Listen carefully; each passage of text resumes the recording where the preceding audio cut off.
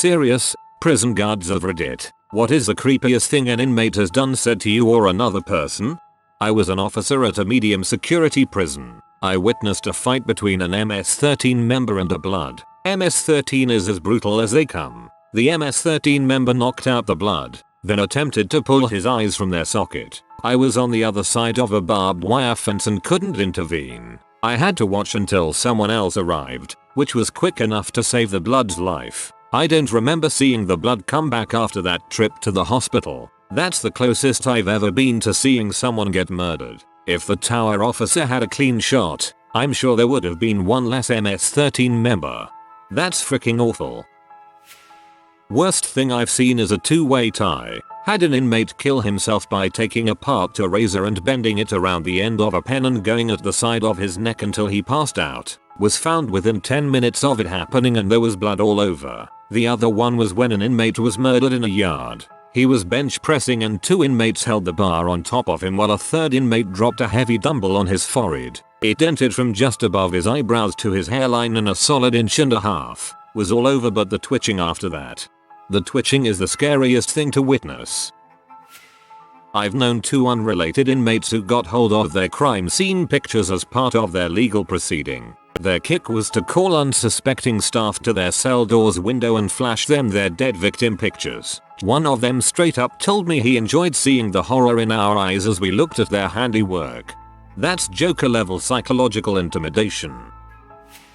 I worked at a county jail for 2 years, and most of the inmates were waiting to go to the penitentiary. One day, a guy entered my unit and started bragging on how he raped a girl. Well, to find out, it was another inmate's younger sister. I remember hearing a yelling coming out of an inmate's cell during their activity time, so I called a code for disturbance and ran over to see what was going on. Inmate 1, rapist, was held down by 3 other inmates, and inmate 2, victim's brother, had his arm all the way down to his elbow up the other guy's butt. After we separated them, and inmate 2 was moved to administrative segregation, solitary, I finally got a chance to ask why did he do that specifically. His response was, and I quote, "Main, that motherfucker was a Mark B, like some Muppet Buttnig, so I gave the Muppets a new character." I will never forget what I saw that day. A friend of mine, paramedic, got a call to get an inmate to the nearest hospital. A man having a toilet brush up his butt was the poor gentleman they were requested to transport. Well, turns out he was charged with raping a child. They don't go easy on rapists. I work at a prison. The worst thing I've ever had happen to me when I was doing a round as an inmate in his cell stopped me and said, "Hey, CO, check this out," then slit his throat with a razor blade. Worked in a lockdown for violent sex offenders for way too long. Got told very calmly, as soon as you're alone and there's no one to save you, "I'm going to frick you to death." What's scarier though is the really manipulative guys will listen in on you constantly and memorize any bit of personal information you let slip. Then when they want something they'll come to you like they know you and start telling you stuff about your life that you don't realize they've pieced together. Also, prisoners have access to public records, so as soon as they know your name they'll put on orders fit every bit of info they can. The nastiest though, I had a prisoner smuggle a bottle of Tabasco out of mess and use it like a butt plug back in his cell, only he slipped and shattered it way up in there. One inmate told me how, while he was in holding after committing his first murder, he beat another inmate to death, then jerked off and ejaculated on his body in front of everyone. I had a woman recently who was so convinced she was innocent of driving without a license that she began scratching and biting her arms to draw blood so she could be seen by our crisis group so she'd have a chance at leaving to one of the mental faculties. She faked multiple seizures, asthma attacks, and rape claims, all while we were restraining her to prevent her from killing herself. Her voice eventually went out and she started sounding a lot like a demon from heck. That was just last week, though. Creepy? Try normal for them. As the only detention officer here replying, I have been told by an inmate that he was going to beat my face or frick me in the butt. I responded by yelling at him saying, "Don't you threaten me with a good time." I had one guy tell me he was going to put my B on the street and make his money. I have had child molesters ask me about my children. I have multiple inmates at any given time jerk off to males and or females. I had a guy standing at his door butt cheeks spread for hours. I have had a guy read from the Bible for 18 hours straight. The creepy never ends. I am used to it. Little late to the party, but as a CO I've seen my fair share of creepy crap. The one thing I saw that disturbed me the most was when I was working in a sex offender unit, and when I was doing my routine rounds I went past a cell that housed a dangerous rapist. He was wearing a mask that he had made and standing in his underwear. The creepy part of this is the mask was made from a cutout from the paper of a face of a friend of mine who had just made the cheerleading squad for a local football team. When she made the team they put a photo of her in the newspaper. Bet she didn't know it would be used for this, and she will never know. That is so creepy. I'm sure it happens a lot more than we know, which is even more creepy. I work at a medium security facility as a correctional officer, and I have friends at other prisons. You get the odd "I'll kill you and your family" blah blah blah. Where I'm at, there was one con who said that he would rape then CM on a guard's girlfriend's T or face, I can't remember exactly. Anyways, it was a pretty bad skinner, sex offender, who said it, so it was creepy cause he would, and that would be a walk in the park for him compared to his other crimes. That was finished quickly though. There is one guy at my place that has a constant 1,000-yard stare. It's not what he says, it's how he says it. Even a simple "yay, okay" coming from him makes you think twice about your next move. There is an apparent ghost that haunts our place as well. I've never seen him, but it's supposed to be a con that died years ago. Other than that, nothing really comes to mind. For those I assume will ask, a skinner is a sex offender and a goof is a pedophile. So every goof is a skinner, but not every skinner is a goof. And if you call any con a skinner or goof, prepare to fight.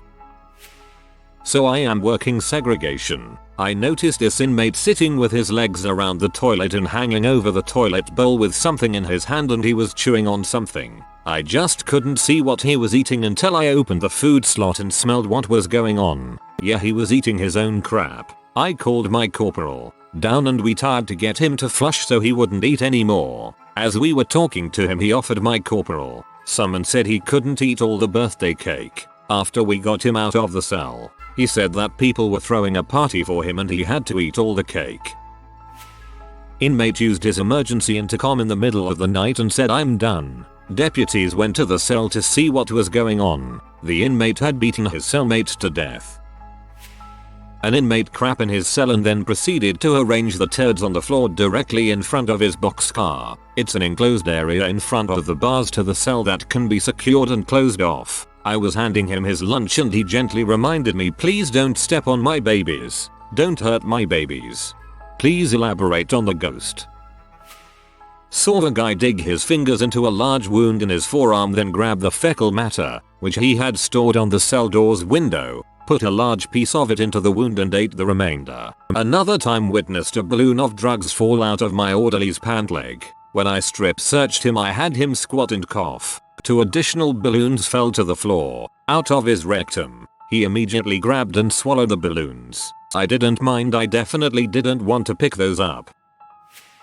I have one guy who eats his poop on a daily basis. A lot of foreign Spanish inmates for some reason cut up small pieces of checkers, make small incisions and fire dongs and implant them in there. I have another guy who writes Bible verses and poop on the wall every day. I could go on and on. Every day is something new.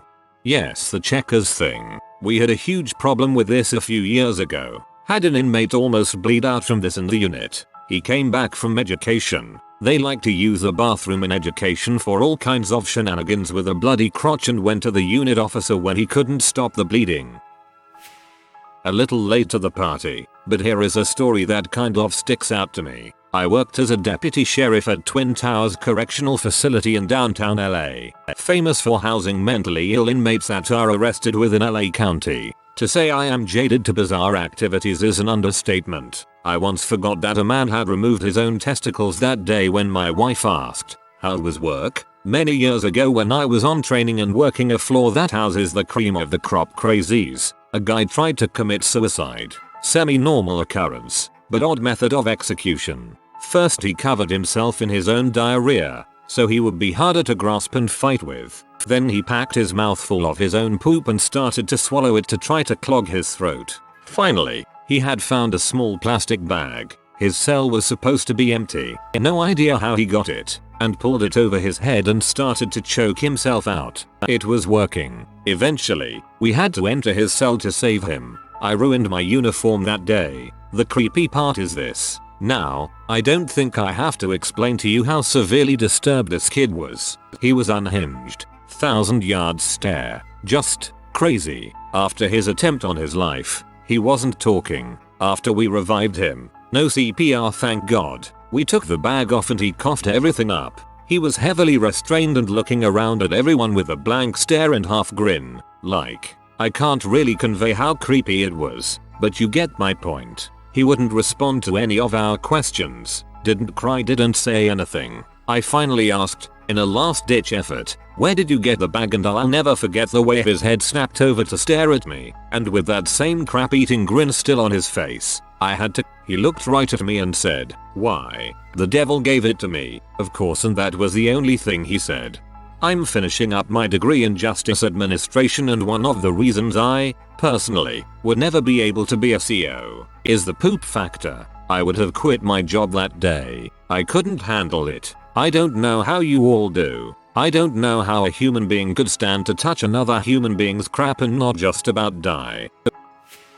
CO at a county jail here, and while I'm super late, I feel like this one is fitting. A real hard butt that pretty much ran the pod came up to me one day and said, "Hey man, you live on E Street, right? 2 houses in from the corner? You drive that little black Chevy, don't you?" I nervously stammered out a no and walked away, but he was exactly right and he knew it. He and his buddies hassled me the rest of the shift. First time I had never even thought about buying a gun. Work at a county jail. A lady drowned her kids in the bathtub and was being housed in the women's unit at my jail. I was with the nurse doing med rounds, and while we were in that pod, this lady let out a blood-curdling scream that chilled me to my bones. I hear people yell and scream all the time, but this was different. I can't describe it in words, but it was one of the more disturbing things I've ever heard. This probably isn't my best story, but it's my favorite. Inmate hadn't showered in weeks. She smelled terrible. She was in secured housing, so her bunkie had been making complaints. After a certain amount of time, lack of hygiene is a disciplinary violation. She goes to confinement for a forced shower. I'm fairly new in the department at this time, so of course I get the grunt work. I have to go to her locker, retrieve her property and inventory it for storage. She refuses to give us the lock combination, so we have to use the bolt cutters. Finally get it open and it's filthy. She has a bag of wet, dirty clothes. I double glove up at this point. The clothes are mildewed. I take the bag of clothes out and find used maxi pads all over her property. At the time I was in complete shock, but I couldn't show it. Roaches were coming out of the locker as I pulled more stuff out. Just filthy. I finally get to her paperwork. I was sure that the worst was behind me. Nope. The first folder is full of demonic horned figures. Pages and pages of them. Real grisly pictures, decapitations, torture, and tons of blood. I thought that these figures were just scribbled in for color, but after I looked closely, it was officers' names written hundreds of times within these characters. Each character was an officer. Each dead figure was a staff member that was no longer there. I've had inmates threaten to kill me. Inmates tell me my address, my license plate number, and where I'm from. Still to this day, that crappy old woman is the creepiest thing I've ever dealt with. I'm late to this and I'm just gonna copy paste from a similar thread I posted this in. I'm a little late, but here goes. I work at a level 5 supermax prison in a small southwestern Virginia town, and we had this guy. This guy. He kept getting his butt kicked, and normally we kind of know why it's happening, but in this case, we didn't. Come to find out, other inmates thought he had drugs. One day we caught him with white-looking powder on his nose, so we had to take him out and drug test him and cavity search him as well. This happened 4 or 5 times over the course of 5 months, and he passed every test and search every time. Well, one day we caught him. This guy was beating off, letting his jizz dry, crushing it, and snorting the crap. Good times. The threshold of creepiness for those of us working in corrections is a lot different for people in other professions. I'd say I was sitting here trying to think of creepy things and it took me a while because weird crap happens so often it kind of becomes the norm. But as for creepy, my friend's dad that I had known since I was 8 being locked up for soliciting sex with a minor child and having to do pat searches regularly. I'm a female working in an all-men's facility. Also I had a Twitter account when I first started in corrections over 3 years ago. I didn't have my last name or exact location on it. I tweeted about a snuggie after shift and the next day an inmate asked me completely out of nowhere if I owned a snuggie. That one freaked me out because he was a sex offender. And the thought of these guys calling their families to look up COs on social media is creepy as crap. But also weird, stupid stuff. A mentally ill inmate told my staff and I that it was his life goal to come to all of our houses and steal only our food. Another guy would poop into paper bags and he'd put it out onto the tear or make chess pieces out of it. A lot of weird stuff with feces goes on. A lot. Not sure if this counts as creepy. We had an inmate who was about to turn 18, so until then he was on solitary and on suicide watch. On one check I walked up to the big window in the door to find him with his back to me, hands in the toilet. After I got his attention, he pulled a turd out of the toilet and took a big bite while making eye contact. I got the feeling he was trying to intimidate me by eating poop. My immediate reaction was to ask, "How'd that taste?" With all seriousness he contemplated it for a second and replied, "Like spinach." My sergeant and I were laughing too hard. We just let him finish. We didn't expect an honest answer. Caught us completely off guard. After reading all these stories, this one made me gag the most. I always hated talking to the sex offenders in segregation. They could be the nicest people to have conversation with, then next thing you know on your rounds you glance in their cell and they are standing on top of their bunk just stroking away knowing you were going to look. I was working a housing unit alone one night in a county jail. I was in the control booth when I received an intercom buzz from an inmate. All he said was, "You might want to come up here and see what's going on next door." I walked into the housing pod, which was dark, and could hear a faint scream coming from a cell. I told my deputy assistant to open the door and an inmate walked out of his cell from the second floor, dripping, covered in blood, completely naked, holding something in each hand. Blood was dripping from the second floor tear onto the first floor. I noticed the blood was coming from his groin area and the object he had in one hand was covered in blood, which later we found out were his testicles. He threatened to eat them as well, but we didn't know what he was referring to. I had nightmares for weeks. We had a guy in SHU, the hole. He had been placed into solitary because he had already killed 2 inmates. He was in a competition with another inmate for who could make the most bodies. Some genius put this guy in a cell with a child molester because he was a rapist. They're both sex offenders, but a rapist is not a child molester, not in prison. So this old man with one leg, in a wheelchair, strangled his cellie to death with a piece of string. He strangled him so hard he actually broke his neck. The warden was doing his rounds of SHU, as he does. It was December, and this guy sticks his head through his food slot and asks the warden, "Hey warden, you think Santa will bring me a chomo, child molester, for Christmas?" He was not a nice guy. Prison officer for 26 years in a state medium facility. I had inmate on my housing unit that had been given the nickname Woody. I asked him why. He told me that it's because he used a baseball bat to kill another guy. I beat his head to a pulp. There was blood and brain matter 20 feet around his body. He didn't seem to take pride in killing the guy, rather, he just stated it as a fact. But I definitely kept a closer eye on him after that. I work at a maximum security institution. A couple years ago, I was doing a tier check and I walked by the cell of a mentally ill offender. There was shredded paper covering every square inch of his cell floor and all the pages had been torn out of a Bible. The inmate was pacing back and forth, and when I asked him what he was doing, he very calmly said he was making a nest for demons, and continued pacing. He ended up successfully committing suicide about a month later.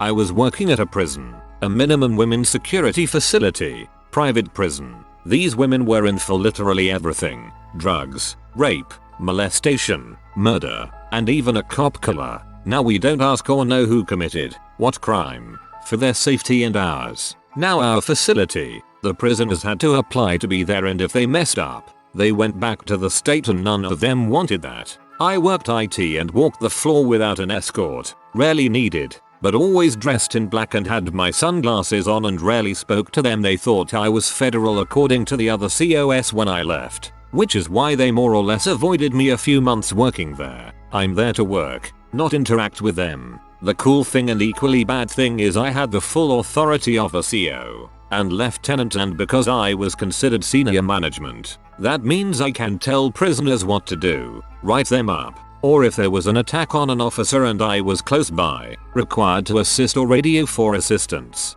Zero training, but pretty cool. I had that authority and never used it, thankfully. Now to the weird thing. When I first started and went to the classrooms, all the women would be outside and would all scream and whistle like a construction crew whistling at a hot girl walking by. Eventually a few of the girls would sing me love songs as I walked by, and in order to avoid getting written up would say to the other girls, I sure do love singing. Kind of hard to keep a straight face when walking by and not used to it. Nothing too weird, but I was lucky because our facility never had problems except verbal, and even that was rare. These prisoners came to get trained and prepared to go back outside to the real world if they had 10 years on left on their sentence. The sad thing is quite few of them had real life job skills and made poor decisions, with the majority of the inmates or people with zero social or job skills because of their upbringing, and a lot of the officers weren't too far from being on the other side. So good and bad things. But the private prison I was at was trying to change prison culture so we don't have repeat offenders and are doing a decent job. Slow process, that is all. I've seen many a thing working at max security unit in the psych solitary. There was an older guy of 40-50 who would frequently shove pens and or pencils into his urethra and pierce the top and bottom of his penis from the inside out, and a couple of times go right through his ball sack. Multiple times of crap smearing on the walls. Just a vast multiplicity of things of that nature. Men who claim to be sick or have swallowed something they shouldn't have we would take to medical, where they would be given this toothpaste dispensed charcoal paste, I believe, to make them throw back up whatever it was. Men who lies about that just to get out and about would see a huge change of facial expression when having to do so. Had men who would sit in their cells writing all sorts of things on their walls, hanging whatever oddities they created. Generally there weren't any problems and you get used to their inadvertent yelling for attention or just at themselves. And while most in there are deemed as mentally unstable, a good majority just enjoy being housed solitarily and are normal more or less.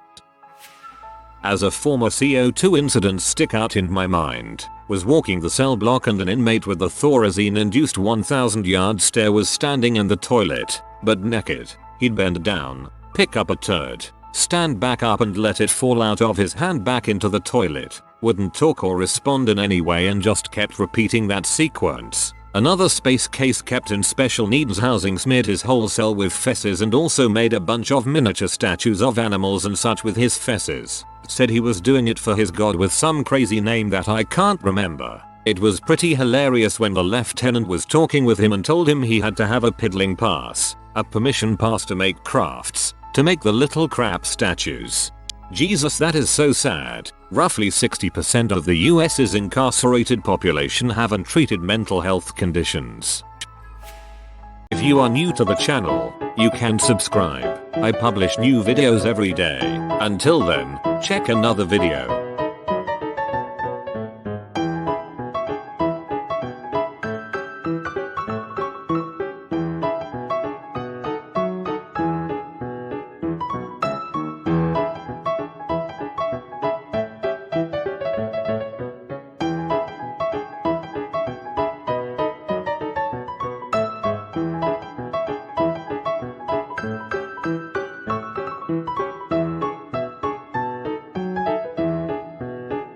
Bye for now.